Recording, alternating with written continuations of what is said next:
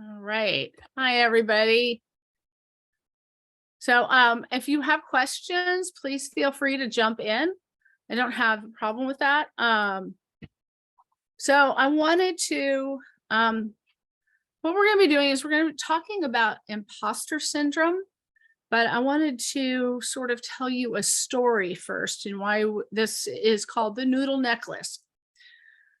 Who- uh, when my kiddo was 6 or 7, I worked in a retail store for women's clothing. And once in a while, she she would make a noodle necklace for me with big, huge beads, like, and they were the type of beads that 7-year-olds loved, and adults are we bypass if we're making like largesse. And so I would put this necklace on that she made me, and she was always very excited about the noodle necklace because it had noodles on it. And so I could also eat lunch while I worked. And frequently I wore these noodle necklaces, and they did not match at all. And uh, but she had made them, and she had made them out of love. And so I sort of took that mentality when I became a baroness. It was the Baroness of Winter's Gate for 4 years. And I was actually quite devastated when I stepped down and thought, I can't give largesse anymore, until someone told me, yes, you actually can. And so which I love to do, I love to give largesse. I am also the ANS officer for our principality, the Principality of Awertha. And I will admit that I very rarely enter competitions because they freak me out. And I never feel good enough to actually enter them. And that can be a multitude of very many things, anxiety disorder, or fear, or not believing in oneself. But imposter syndrome is part of that. And I wanted to also share with you a few of the items that I received as a baroness that were not necessarily medieval at all. And we're going to talk about imposter syndrome, and then we're going to talk about, because I don't have any answers for all of that. It is something though that needs to be talked about, because our words and our acceptance of largesse and our encouragement of people to make largesse can make or break a person. So the first thing I want to show you is this belt that I received here. There are about 6 or 7 patterns in this belt. This is very definitely all acrylic yarn. So we can see where somebody tried to make some more different things. I don't know who made this. I don't know where it came from. It showed up in my largesse pile, and I believed it was probably somebody's first, and I wear it all the time. I am hopeful that one day somebody will come up to me and say, I can't believe you're wearing that thing. I made that. Because I don't know who made it, but they gave me their first. And it was a gift. It was given out of love. And I really appreciated that. So I call things like this the noodle necklace, because they are made out of love. They may not be perfect. They may not definitely show all of the skills that we possess at the current moment, but they show the skills that we did have. Another thing that I received that I gently wear was meant to go in my hair. You can see it was made on a thread. I had a young woman, she braided this into my hair, and I wore this into court with a silk dress on, actually. And then the third thing, somebody made this, and it's a pouch. It doesn't hold very well, but again, the whole entire thing was made with love. And I think that when we think of largesse, that's the approach that I'm going to take, is that it's made with love.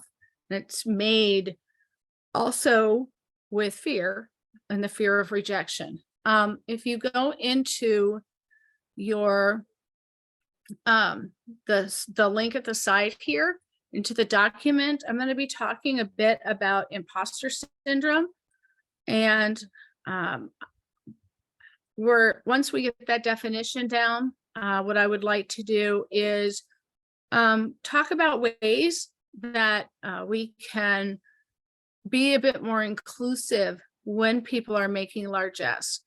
I don't have an answer regarding addressing the anxiety that goes along with that, because frequently that can be a medical issue, and I don't have the answers for that.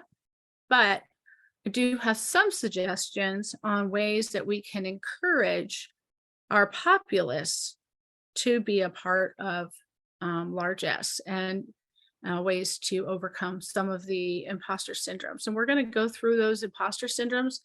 If you're working towards a laurel, this becomes extremely important. And I should also mention that I am part of the largesse gifting here in Owertha. So I kind of have my fingers into many pies. So if you have any questions at all, please feel free to jump in.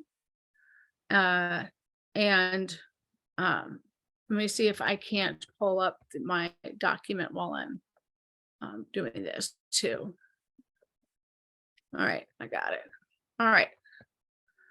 So I wanted to talk about imposter syndrome.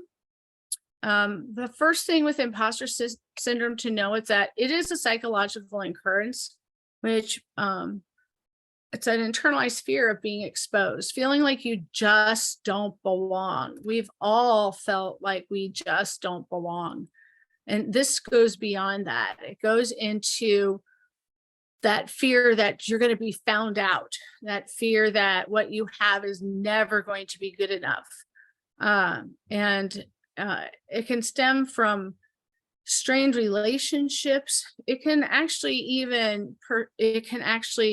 be a something that happens because maybe you don't feel secure in your SCA group, or that you're having a hard time fitting in due to psychological issues or even medical issues.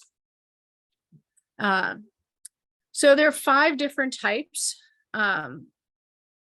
They are the natural genius, which cares about how and when accomplishments are made. Let me open this up. I won't be able to see you guys. So please jump in if you want. Sorry, I could share the screen too, if that would work. That would be in the recording. That'd be great. Okay, that would be great.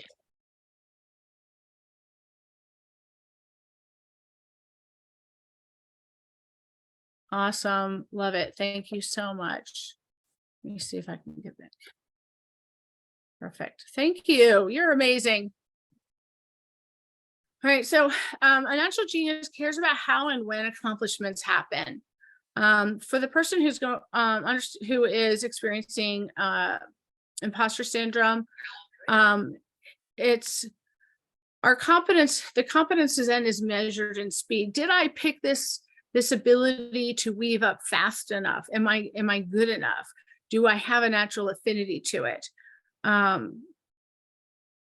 And we look at it in terms of, and I'm going to say we, because I feel that all of us to a degree feel that we don't belong at some point. So I'm going to use we as, but to be inclusive here. That doesn't mean I think everybody has imposter syndrome, but I am going to personalize it.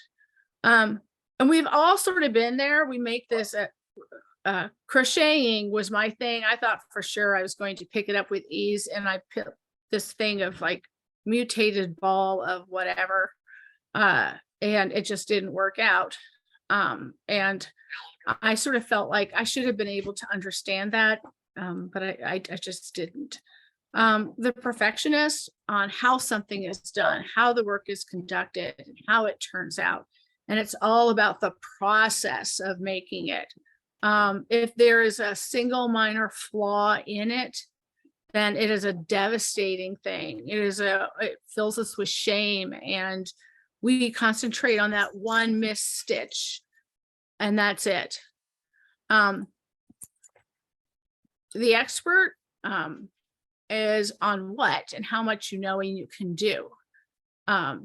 We expect to know everything. We should know everything, and our lack of knowledge is shameful to us. I would say that with the expert, especially, it's very difficult for the expert to speak out, because otherwise, if they speak what they know, what if somebody knows more? And now I've been called out, if you will. There's the rugged individualist and the soloist who mostly cares about who completes the tasks. I should be able to do it on my own. You know, if you've been around children, you've got a 4 or 5-year-old, I can do it myself. I can do it myself. And asking for help is a big thing. For me, that was sort of a block. I personally had to, it was a barrier I had to really climb over, is learning to ask for help. Superheroes I think that the SCA in terms of helium hand would be kind of good with the superhero, is how much you can juggle and how much you can get done in each of those areas. It's not really akin to the amount of projects that we all start and don't finish. It's actually a question of holding your plates up as much as possible. And does anybody have any questions about those, or have any comments? Okay, I'm gonna just go forward then. There's a bit of on the spectrum, and there's actually quite a lot of controversy about the imposter syndrome. For the imposter syndrome, on one side, they said it's a spectrum, much like autism.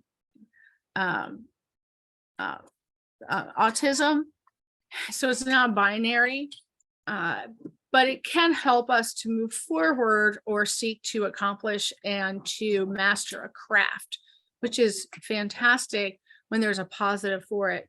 On the other hand, it can really overall affect somebody's mentality and bring on anxiety and depression. And that if we think about the role the SCA has played in helping to heal a world that is coming out of PTSD from this lock-in, that becomes even more important if the gifts that we have and we are given are not good enough, because that environment suddenly, instead of becoming a positive one, is now there is a navigation amongst failures and consistent failures. It's actually it was originally studied amongst high executive women, but that sort of rolled into the fact that many people experience the imposter syndrome. And it's more identified as a phenomenon rather than a disorder, because it's not in the DSM. For us, especially for us as we are opening our doors to BIPOC and to LGBTQ, that it is important for us to be aware of the fact that we have underrepresented identities, and that we have people who come from different cultures. And when their cultures are not represented in our SCA groups or in our SCA throughout the known world, that anxiety becomes even deeper, and it's difficult to climb out of, I guess you could say. When while the individuals, to the best of their abilities, really have a responsibility in kind of overcoming their imposter feelings, it is also really important for us to recognize that systems and institutions also have that same type of responsibility to provide an arena and a place where people can lower those boundaries and lower those barriers so that they can feel at home and they can feel less like an imposter and more like a participant. And our institutions can help rebuild people. We have all heard stories of how the SCA has moved individuals towards sobriety, towards mental health, towards balance, towards physical health. And so there's a lot that can be offered here in terms of addressing people who addressing us when we do feel like an imposters. And our culture, the SEA culture specifically, I think can really help in that. There's a start with solutions because I don't believe that the SEA can provide all solutions, but it can definitely provide a place where we can start.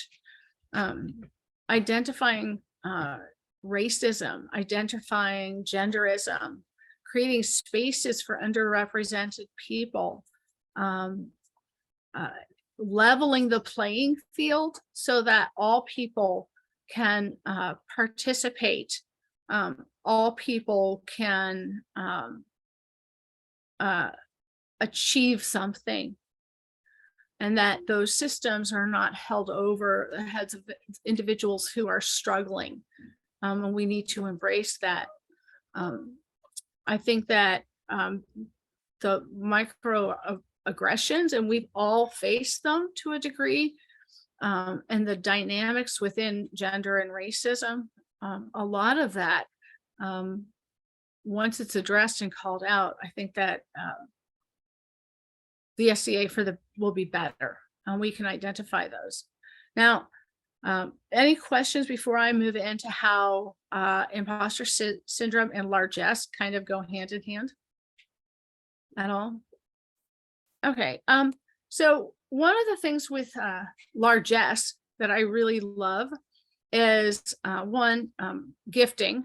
Love to gift, and most people do too. Most people really enjoy the act of giving, and it is an extremely medieval practice, and it is very important. It's an important thank you.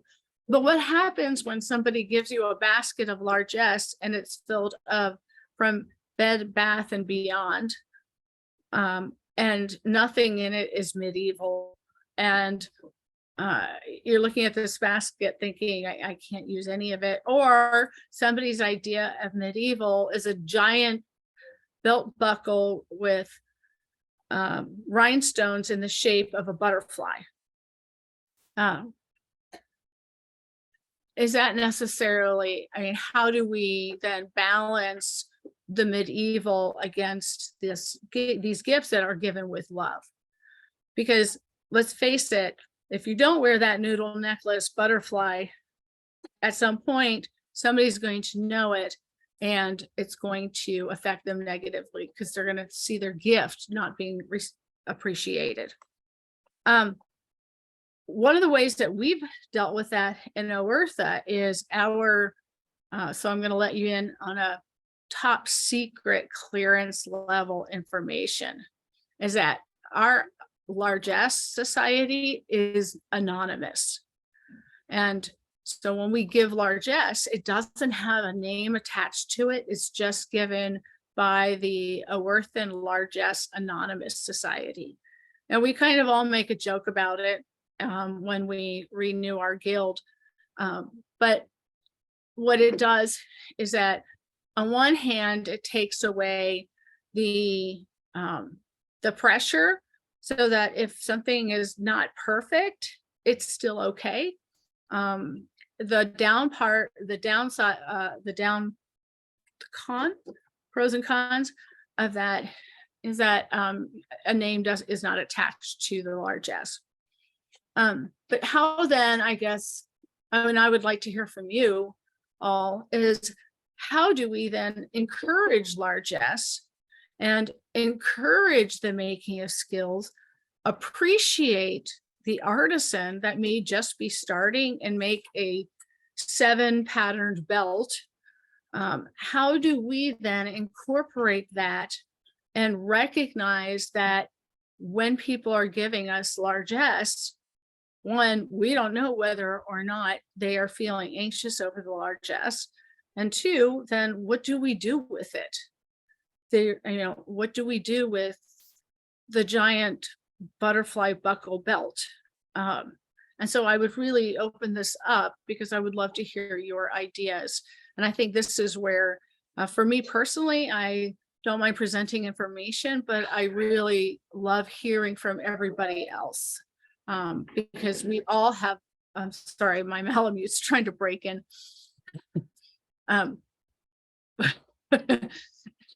And so anyway, so what are your guys' ideas about this?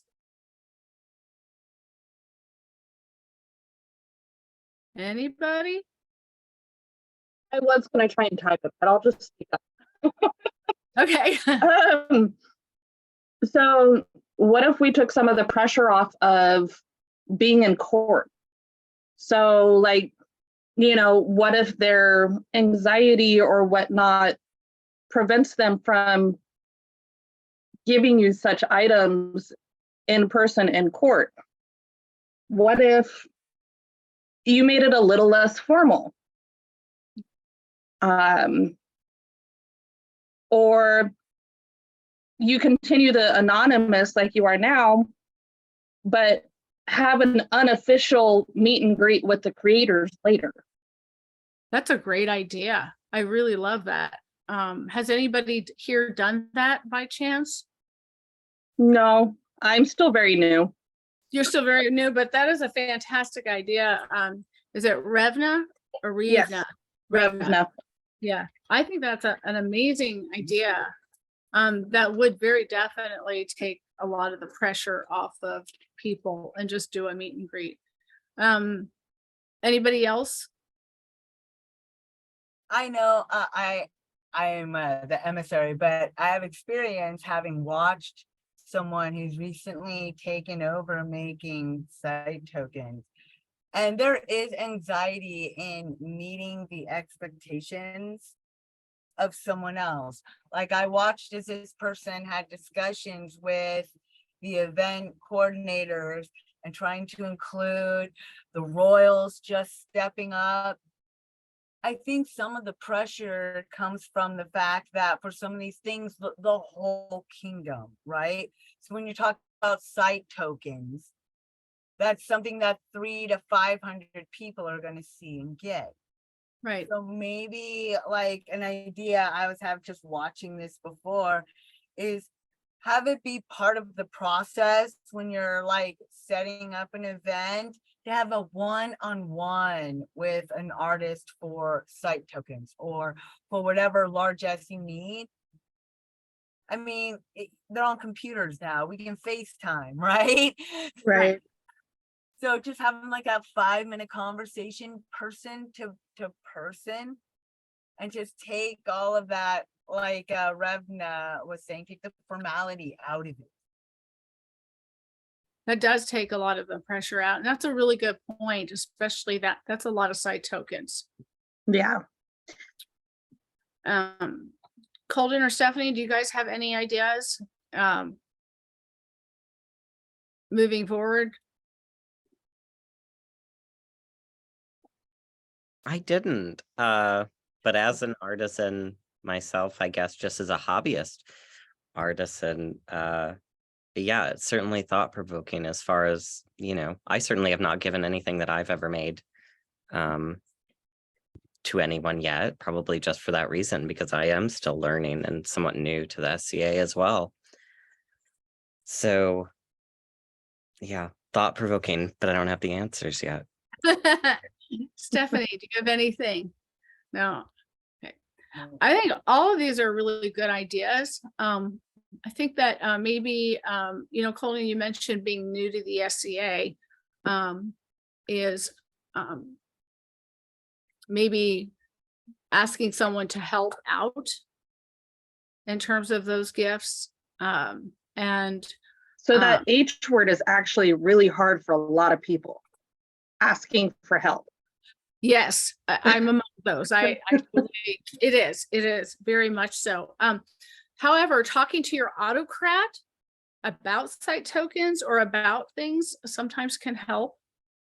I wish there was a way, we've all heard of, and I don't mean any offense to any laurels that are possibly here, but in terms of the attack laurel that we've all heard about, is they're still out there, I promise. they are definitely. But recognizing them and maybe perhaps going to someone who is closer to you, which is less threatening. And I say that from someone who, like I said, I am the ANS principality officer, and I don't usually participate in competitions. I do participate in largessing, as we call it, but it's I feel like it's a different kettle of fish, basically. Has anybody here made largesse? No, but I did enter in a competition or two. Nice. How did the competition go? So the first one I entered in, it did not have to be a completed project. And I literally took something that I was already working on and put it up on the table with no paperwork, no nothing. And it was just to basically get my toes wet, see what happens. Right. Well, it was a populist vote, and I ended up getting second place. Nice, congrats. So I was really stoked and loving the energy I got from that. So I'm like, you know what? There's another competition coming up. I'm going to make something and go in that one, but I'm going to finish it and I'm going to do the paperwork and everything. And I ended up getting first place. Nice. Congratulations. Thank you. And so, the person that ended up getting second place, me and him have been bantering back and forth about, bring on the game and encouraging each other to do our best. And really, we're only competing with each other, and it's not even a competition because we're not creating anything the same.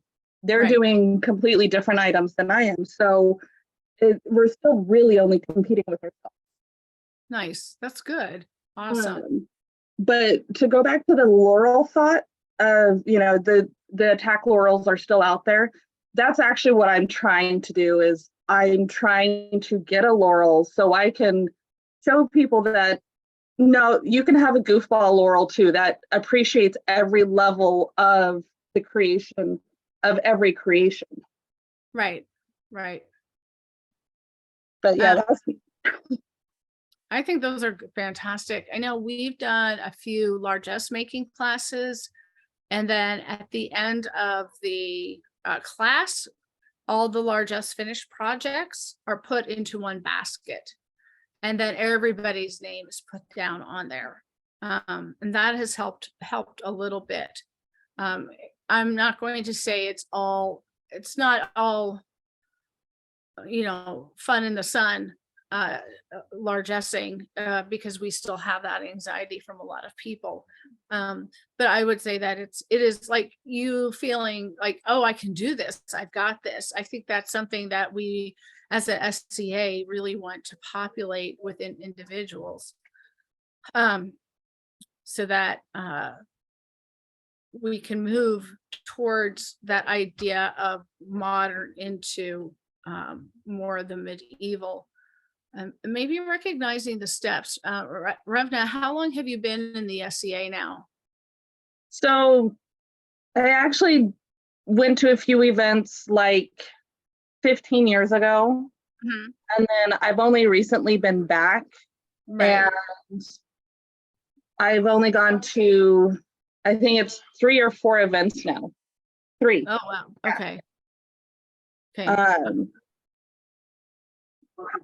Sorry, dogs.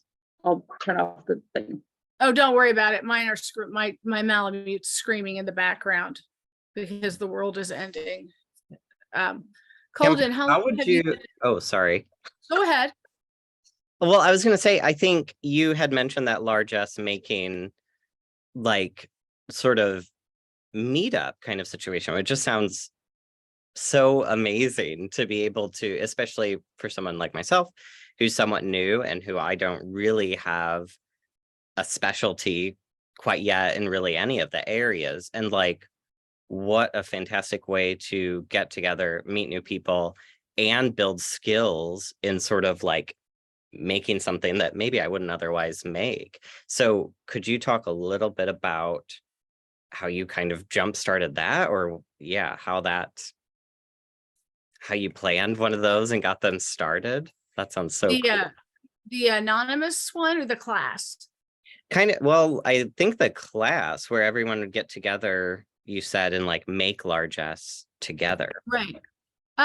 So it kind of tied into our Largesse Anonymous, which actually was started at like 2:00 in the morning. Like, let's be fair. Here, me and someone else were up and we had been going back and forth about what we were making.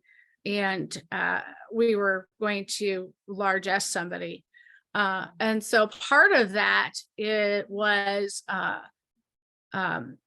hey, if we're largessing, right, and nobody's supposed to know who we are, then we could do a class on largessing and we could recruit to the secret organization. And so basically, what I did is it was started in the shires, one of our shires.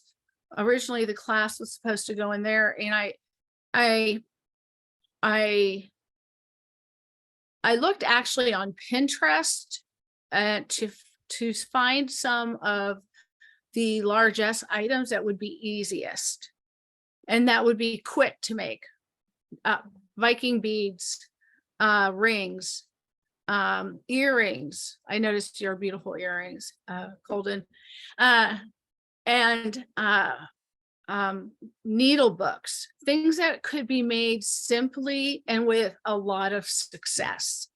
I mean, the only way you can really mess up a needle book is if you sew your finger into it. I mean, it's so simple. And so we started doing that. It's just as simple as can be, largesse as simple as can be, and went from there. And so at the end, because it was simple, people felt confident. Like Revna said you felt confident, and so you went and did more. And so that was really where we started in terms of jump starting. I literally took pictures of, since I'm in Alaska, we really have, like, everything has to be shipped up here. And my craft stores include Walmart, Michael's, and Joann Fabrics. And everything else is basically not accessible. And so I took pictures of beads and said, hey, these are the beads you need. You can get them at Walmart for $3. And I took a picture of every single thing and where it could be found, because Oh, because I mean, where do you get it? It's so overwhelming. I mean, there's like 5,000 beads, right? In Michael's alone. And sorry. And so I put the pictures up and told people like, hey, you can either purchase this, and I made the cost low because you can really get expensive into largesse and largesse making. So I kept it low and provided a few things that I knew that people would not think about. And then we just started from there. Bead holders, egg cartons. You know, you can put beads in egg cartons and things of that nature. And I literally asked a few people who were familiar with largesse, hey, can you please be a positive person? I need you to look at somebody's largesse and say, this looks fantastic. I mean, don't lie, but be encouraging. You know, that plastic bead in the middle of that, that's an interesting addition. You know, is there, you know, what, and so we went from there as opposed to pulling out some of the more expensive things. And then at the end of the class, I gave a small handout on just like the next step of largessing. What do needle books look like in the medieval ages? Why did we make them out of felt instead? Well, it's a lot cheaper. And kind of encourage there. It's very difficult to, people get largesse out very easily because you can only stay up until 2 o'clock in the morning making largesse so many times before you get really tired. And then that's basically how it started, is that we just quietly, and then we would tell people, hey, you know what, you're part of Largesse Anonymous here. And that's a pretty cool thing to have. And because in our principality, it's a funny thing. We're ninjas in the night. And so we just kind of, you know, and people, and then I would ask would you, hey, these people made this largesse. Would you like to take a few and to gift it? Well, what our Baroness did is she took all the largesse she had received and she spread it out on the table so that everybody could see what she had received. And she's like, this is going to go into my largesse thing, but I want the entire barony to see all of the gifts that I received. And I think that was I thought that was a really cool thing for her to do. And I never thought of doing it when I was a Baroness. But I'm definitely, like, if she steps down, going to ask the next Baroness to definitely do that. Because people, whether we like it or not, we want to know that our art is respected and that our art is important. And that's what it's about, you know. So that's kind of, I hope, did I answer your question? Yes, most definitely. Okay. Affordable, scalable, and accessible. Really, were of how to start with creating a group. I think, yeah, that's fantastic. We need more artisan like group gatherings. I don't know. It takes out that, well, what you said, it takes off the pressure of just having it be you yourself, you know, making, I think Oud was talking about the site tokens, like one person making 500 site tokens versus like a group of 6 people making 500 site tokens. It's a different, you know, less of a burden, I guess, but also just more accessible. And, you know, it's such a great idea. You should do something with it. I know, I need to either find one or start one. Yeah, you definitely can. Yeah, I mean, jump in and start the class and do it. Go for it. I mean, you don't have to, I am not a Laurel, and you don't have to be, you know, a Laurel or even part of a secret organization that drops off, largesse. You can be, but I think that also largesse is for everybody. So, go for it. You said you were in the Sacramento area? I am in, Or, sorry. yeah, I called it. I believe you are, oh God, I can't remember the name of the group now, but there is an arts and science meeting with them. I can send you the information later.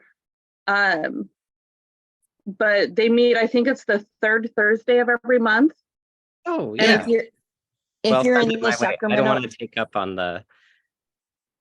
take up on this time, but Yeah. yeah, Holden, totally. Send it to You're me. fine. You're fine. Stephanie, are you okay with them? no, Colden, Yeah. if you're in the Sacramento area, contact me via Facebook, Oh, cool. Okay. or you can get a hold of Ood and they can put you in touch with me because we're both in the same area. Oh, sweet. and Yeah. you're also not far from me. So, we can always meet up and do things as well. Oh, I'd love to Yeah, have a reason to go up to I'll- Placerville. I love the foothills. Oh, all They right. live So it up sounds there like in you the guys are going to get in largesse. That's awesome. I would encourage, I'm about to wrap up anything, and if anybody has anything else to add, but I think that just knowledge that there are people who are going to be attending or that we don't know who are going to feel that imposter syndrome, and sort of recognizing that doesn't mean we get to be up and hey, you're an imposter. But it does mean that we can help unmask that and provide some of that feedback so that if somebody's like, yeah, but that one stitch is out of whack, to be aware that, that could be stressful. And adds character.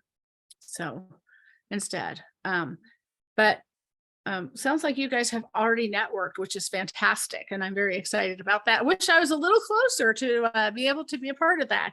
I know you but- gotta fly down.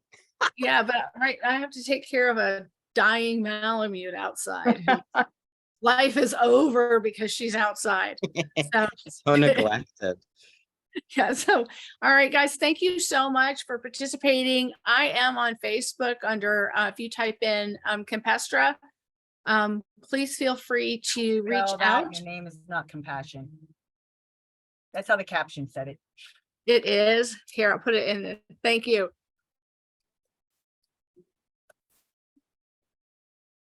That- There you that- And I'm the only one, so you shouldn't be able to miss it at all. And if you look at my profile and you're like, there's a lot of snow and a lot of dogs, then you're probably in the right place.